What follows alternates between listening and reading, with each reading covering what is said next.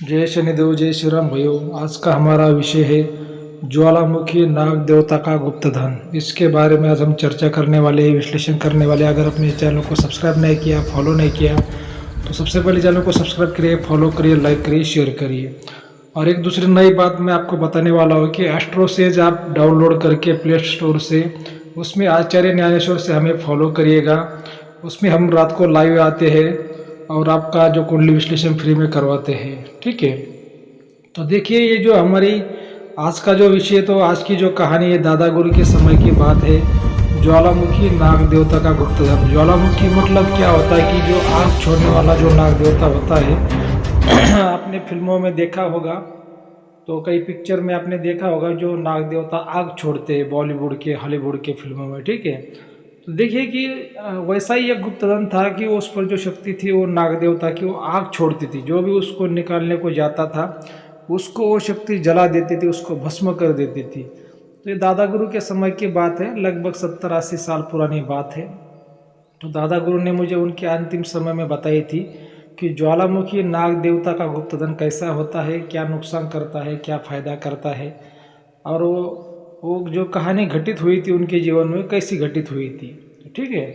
तो देखिए, एक उनका जो शिष्य था दादा गुरु का, उसके शिष्य का जो खेत था उसके बाजू में एक पहाड़ था, और वो पहाड़ पे एक गुप्तधन होने की बहुत चर्चा हुआ करती थी। और वो गुप्तधन को निकालने को ऐसे बहुत से लोग गए, कुछ लोग वापस नहीं आए, कुछ लोग गायब हो गए, और कुछ लोग तो जलकर मर गए। ऐसी वो गुप्तधन की कहानी थी। तो लेकिन क्या है कि जो हमारे दादा गुरु का शिष्य था वो बिल्कुल लालची नहीं था। उसका खेत तो पहाड़ के पास में था, लेकिन वो कभी भी वो पहाड़ के पास में गया नहीं, पहाड़ के ऊपर धन के लालच में कभी गया नहीं। भले ही पूरा गांव वहाँ पे जाता था, धन के लालच में बहुत से लोग मरते थे, लेकिन जो दादा गुरु का जो शिष्य था वो कभी वहाँ पे गया नहीं, कि वो बिल्कुल लालची नहीं था। तो वो खाली हमारे दादा गुरु को मानता था, गुरु की सेवा करता था, अपना अपना खेत का काम करता था और अपने बीवी बच्चों के साथ में रहता था। लेकिन कभी भी उसने दादा गुरु से नहीं कहा कि गुरु जी ऐसा धन है, मेरे को धन निकालना है, कभी भी नहीं कहा। तो देखिए भाइयों, पहली बात तो ऐसी होती है कि दिल में कभी भी लालच नहीं होनी चाहिए। तो गुरु करना चाहिए, गुरु की सेवा करनी चाहिए, और कभी भी लालच नहीं करनी चाहिए। तो देखिए फिर कहानी कैसे घटित हुई है, कहानी की स्टोरी कहाँ से शुरू होती है। तो देखिए, आपने अभी तक तो सब लोगों ने जाना कि एक गुप्तधन था पहाड़ पे, ज्वालामुखी नाग देवता का, उसने बहुत से लोगों को मार दिया था, ठीक है।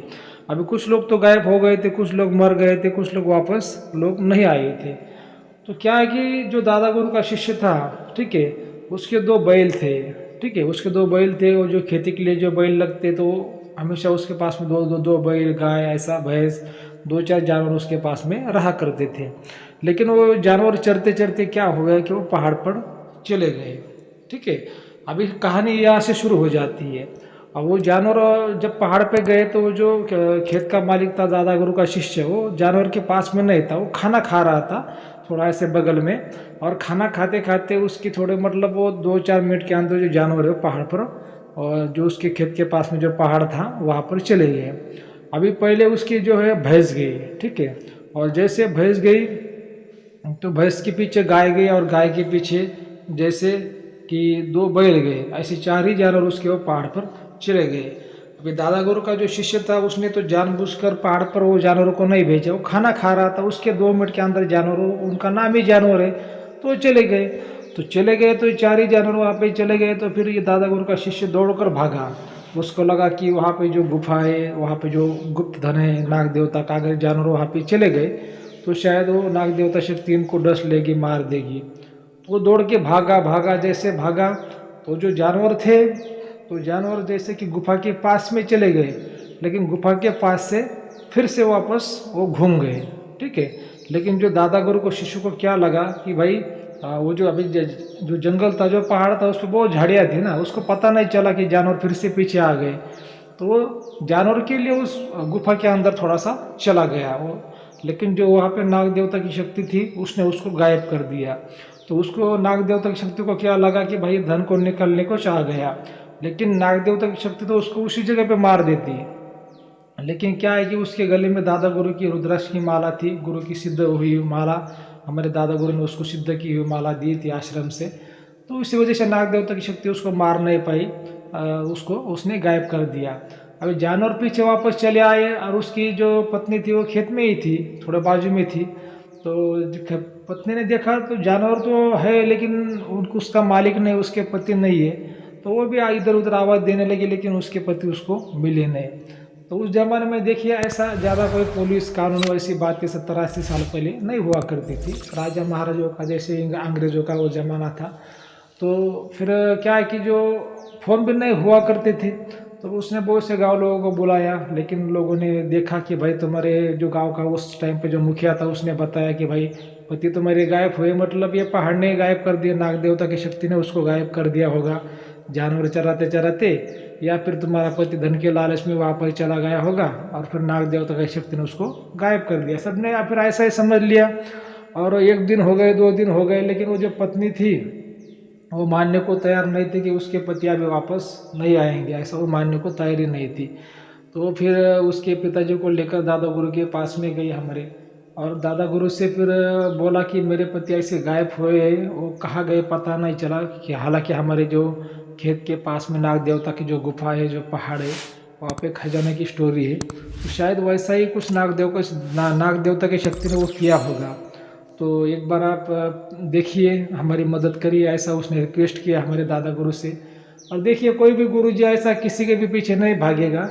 हालांकि वो शिष्य भी वैसा होना चाहिए, उतना ईमानदार होना चाहिए, वफादार होना चाहिए, और गुरु और शिष्य का जो प्यार है जान से बढ़कर होना चाहिए, तभी वो गुरु शिष्य की मदद करता है। नहीं तो ऐसा तो कोई भी आएगा और कोई भी गुरु को बोलेगा चलो, कोई भी गुरु किसी भी व्यक्ति के लिए इतना ऐसे मामलों में नहीं जाएगा।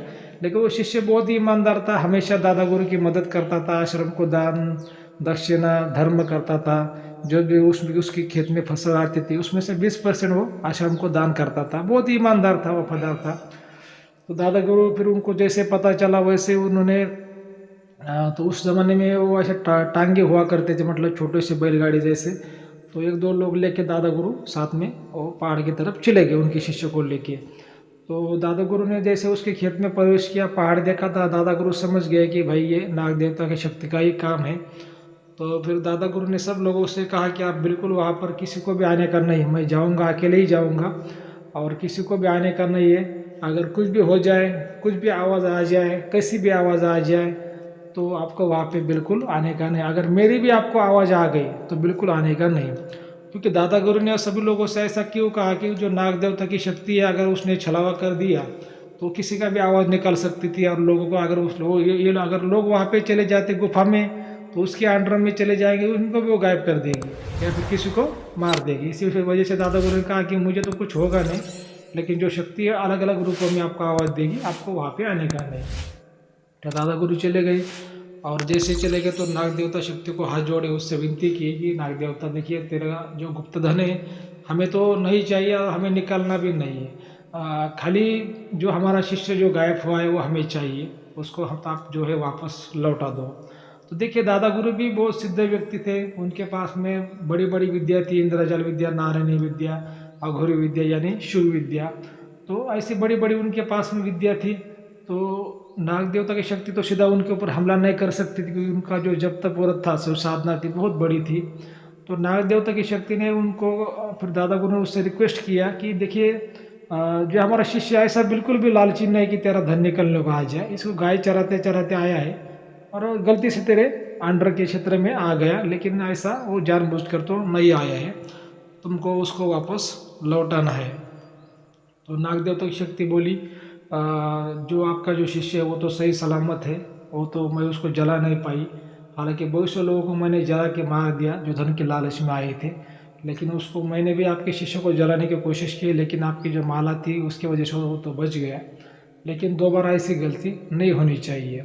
तो दादा गुरु ने कहा कि ठीक है, दोबारा ऐसी गलती नहीं होगी, और तेरा तो हक बनता है कि जो ठीक है भाई, ऐसी कहानी थी, धन की रखवाला है, कहानी जो सफेद की रखवाली कर सकते हो, तेरा हक है। लेकिन जो मेरा शिष्य एक परिवार को उजाड़ दे रही थी, लेकिन गुरु कृपा से वो परिवार बच गया। दादा गुरु देखिए, हमेशा आपको गुरु करना है और गुरु की कृपा आपको प्राप्त करनी है। आप कितने भी बड़े अफसर हो, व्यापारी हो, पैसे वाले हो, अमीर हो, गरीब हो, गाँव में चले आए, लेकिन जब तक आप जीवन में गुरु नहीं करते तो गुरु के बिना ना ही धन है, ना ही सुख है, ना ही शांति है, ना ही समृद्धि है।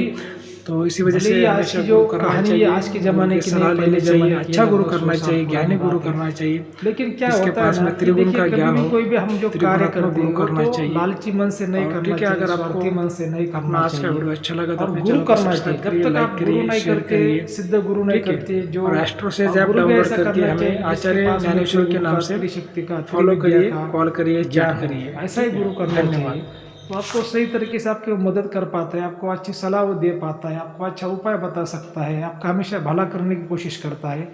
ऐसा ईमानदार गुरु आपको करना चाहिए। और जब तक आप जीवन में गुरु नहीं करते, आप कितने बड़े व्यापारी है, किसान है, मजदूर है, या फिर बहुत बड़े बिजनेसमैन है, आप ऑफिसर है, मतलब कोई भी हो, आप कितने बड़े हो, जब तक आप गुरु नहीं करोगे, अच्छा गुरु नहीं करोगे और ज्ञानी गुरु नहीं करोगे, तब तक आप जीवन में ना सुखी रह सकते हैं, ना आप धनी बन सकते हैं, और ना ही आपको मोक्ष मिल सकता है। क्योंकि गुरु से त्रिदेव से भी बड़ा माना गया है। आप क्या करते हो, आप तो सभी भगवान की भक्ति करते हो, लेकिन आप गुरु नहीं करते, यहाँ पर आपकी चूक हो जाती है।